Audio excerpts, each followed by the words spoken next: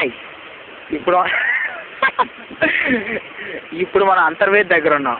ఈ అంతర్వేది దగ్గర చూస్తున్నది కనిపిస్తున్నది గోదావరి నది.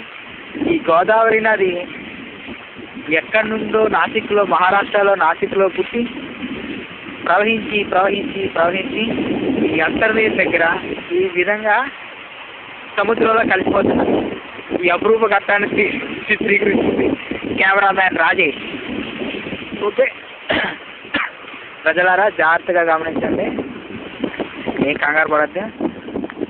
ఆ కనిపిస్తున్న గోదావరి నది చూడండి, చూస్తున్నారు కదా ఒట్టు. ఓకే,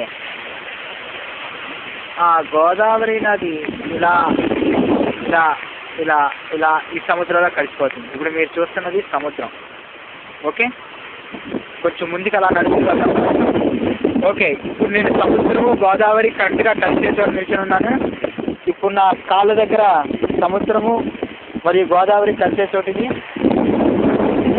ఓకే, ఆ రెండింటి మధ్యలో నేను నిల్చొని ఉన్నాను. అది చూడండి, ఇక్కడ సముద్ర వల్ల మీరు గమనిస్తున్నారు. అలా ముందుకెళ్తే గోదావరి నదిని మీరు గమనిస్తున్నారు. గోదావరి పాయలు పాయలు వస్తున్నారు. మా ఫ్రెండ్ శివప్రసాద్ నడుస్తూ ముందుకెళ్ళిపోతున్నాడు. మేము ముగ్గురు చూసారా, మా టపారి రమేష్ గారు. అది ఆ విధంగా కలుస్తున్నారు. ఈ కెమెరా మ్యాన్ తీసింది Rajesh Kumar. Okay okay okay అదే చేస్తున్నాను. కొంచెం ముందుకు రండి. నడుస్తుందండి, నడుస్తున్నాను. అస్తమిస్తున్న సూర్యుని చూడొచ్చు. ఇది కనిపించట్లేదా? కనిపిస్తుంది. ఇది బంగాళాఖాతం నది, గోదావరి నది.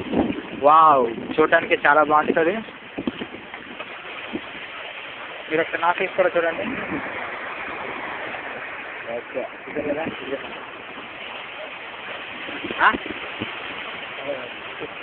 ఓకే ఓకే, మాటల్లో పైన లావుకి వెళ్ళిపోతున్నాను.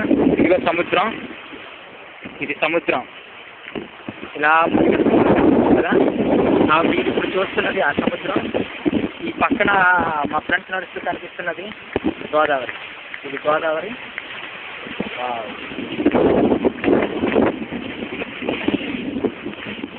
ఓకేనా ఫ్రెండ్స్? క్లియర్గా చూస్తారు. అక్కడ అలా బోట్ చూడండి.